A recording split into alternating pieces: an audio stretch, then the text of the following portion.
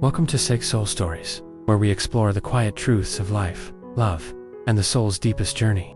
In a serene Indian heritage town, where temple bells rang at sunrise and the air carried the fragrance of jasmine and sandalwood, there lived a man named Arav.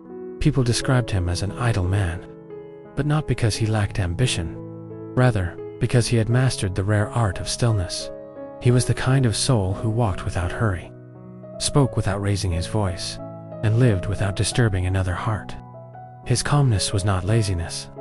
It was the strength of someone who had healed, someone who had made peace with who he was and who he had been. His days were simple. He helped the old man next door carry water from the well. He fed the stray dogs quietly, without expecting gratitude. He visited the temple every evening, not to ask for anything, but to thank life for the little blessings he already had. His presence felt like cool shade on a hot summer day, gentle, soothing, and safe. Across the same town lived Annika, a woman known for her high standards of conduct, soft discipline, and deep cultural roots. She carried the vibe of temples within her, a natural dignity in her walk, a calmness in her smile, and a quiet strength behind her gentleness. Educated, thoughtful, warm-hearted. She was the kind of friend who remembered every festival, every prayer, every birthday, and every small detail that made someone feel seen. She was not modern in rebellion, nor traditional in restriction. She was gracefully balanced. People admired her for her devotion, her intelligence, and the way she lived with respect for herself and others. Her values were her compass. Her boundaries were her kindness was her nature. One Kartika, Deepam evening, when thousands of little lamps glowed like fallen stars on the ground, their paths crossed. Annika's jasmine strand fell while she adjusted it, and before she could bend down, Arav gently picked it up and placed it safely aside so no one would step on it. Such a simple moment, but it caught her attention. A healed woman always feels the vibration of gentleness instantly. As she lit her small ghee lamp, a breeze flickered the flame. Arav instinctively cupped his hand around it to protect the light.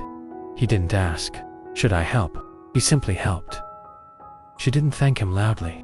She simply smiled, the kind of smile that acknowledges soul-level understanding. From that moment, something shifted in the quiet corners of their lives. Their connection unfolded like a temple festival, slow, fragrant, and beautifully meaningful. They met by coincidence at the library, then again at the riverside steps where children played. Every time their conversations were soft, unforced, and surprisingly deep.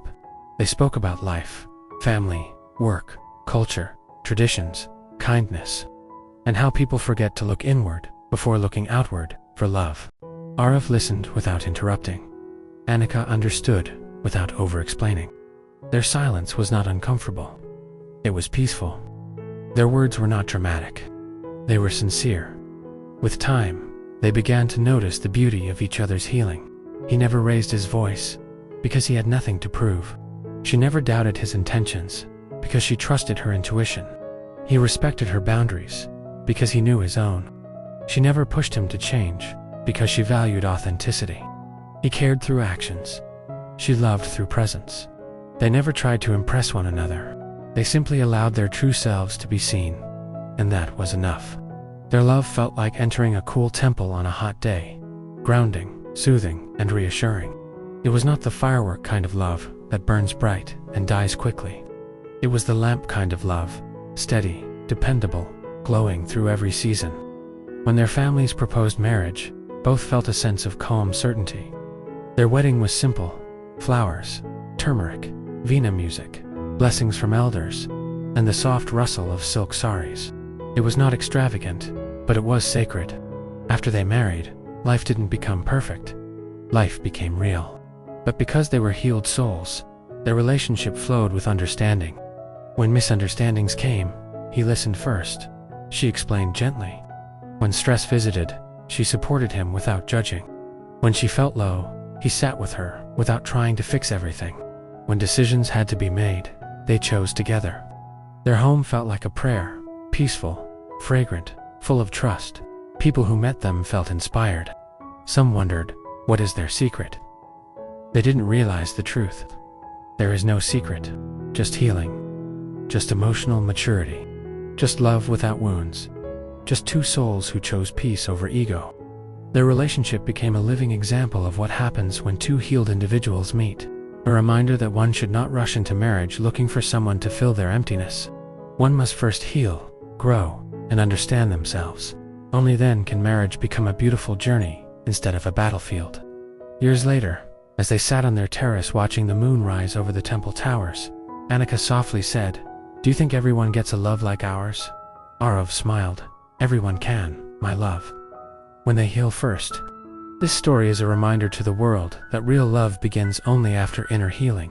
When two healed souls meet, the relationship doesn't just survive, it blossoms, it elevates, and it becomes a blessing to everyone around them. Thank you for listening. This is Sakhi Soul Stories, where every tale is a flame of wisdom for the heart.